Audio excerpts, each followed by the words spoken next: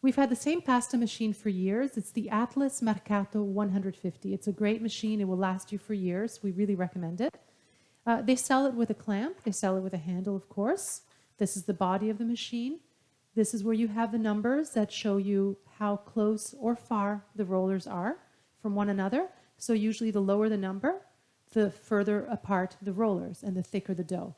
And as the numbers go up, the rollers come closer together, so the dough gets thinner and thinner as you go. So depending on what you're making, you're going to decide what your final number should be. You're always going to start on the lowest setting. I'll explain that as we do it.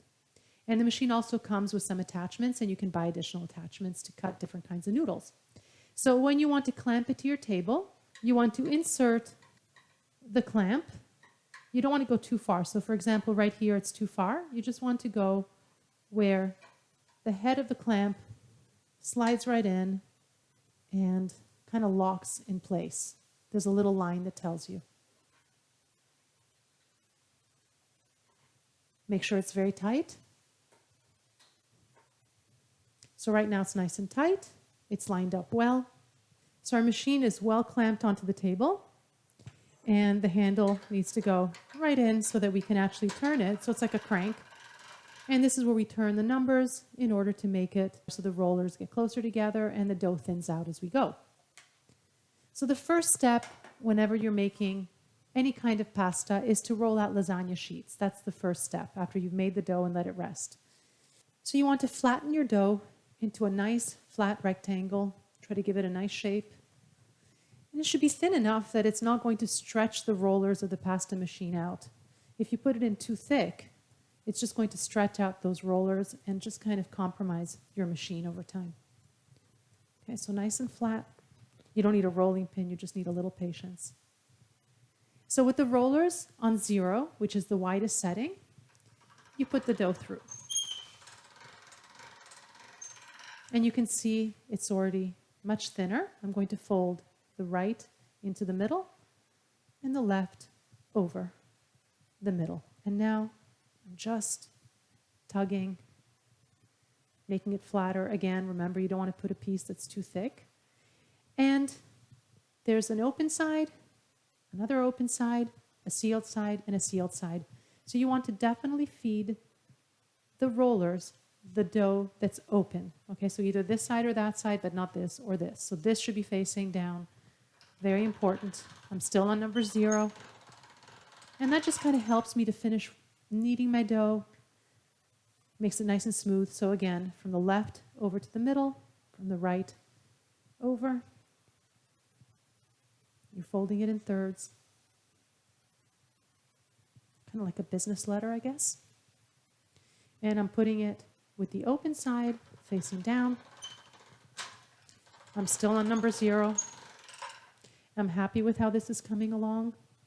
I'm going to do it one more time just to make it perfect. I folded it in thirds. I'm giving it a little tug just to flatten it. And again, with the open side facing the rollers. Still on number 0. Okay. Now I'm going to go to number 1, and I'm not folding it over itself. So very important, you don't fold it over itself except on that first setting, the widest setting. The dough is going through, and on number 1, it's now thinner. Lift and turn the knob. Number 2. And the dough is getting thinner, thinner and longer. So now I'm on number 3. Feed it through slowly. Take your time doing that. You don't want to feed it through too quickly. It risks tearing or going in sideways and not coming out nice. So that was number 4. Also, take a look at your dough. There's always going to be one part that's more kind of straight and one part that looks a little bit like a triangle or ragged.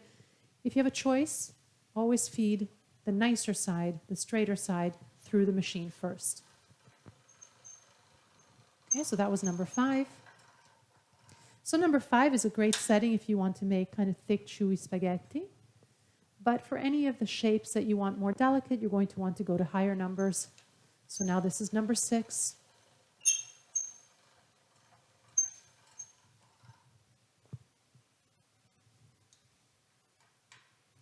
Going to number 7. If the dough is sticky, if it's a humid day, definitely you want to put a little bit of flour on it or a little semolina. Make sure that you don't let that dough hang out on the bottom, just kind of rolling up on itself. You want to catch it and pull it through. When it starts to get kind of long like that, my suggestion is to take it, fold it in half just to get a sense of the halfway point, and cut it. This makes it easier so that you're dealing with 2 shorter pieces. So now we go to number 8. The dough is definitely getting very thin.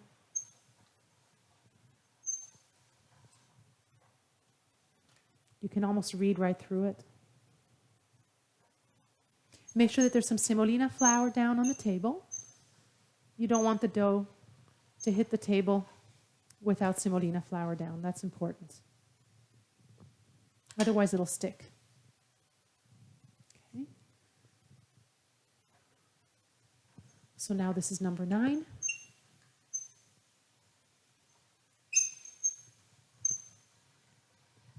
And you can see really how thin this is. I mean, you can see my hand right through it. So this is great for lasagne, ravioli, cannelloni, anything that you're going to either fill or layer.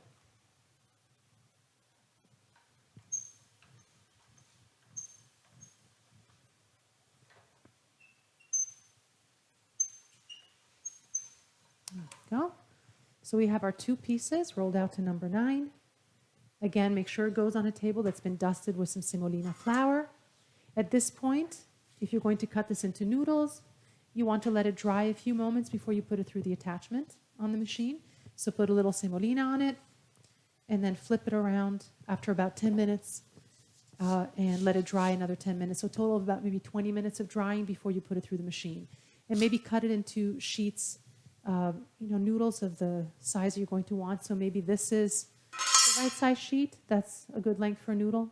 You don't want a noodle that's that long. So cut that and then flip it after a few minutes, and then you'll be able to roll it through using an attachment to cut it.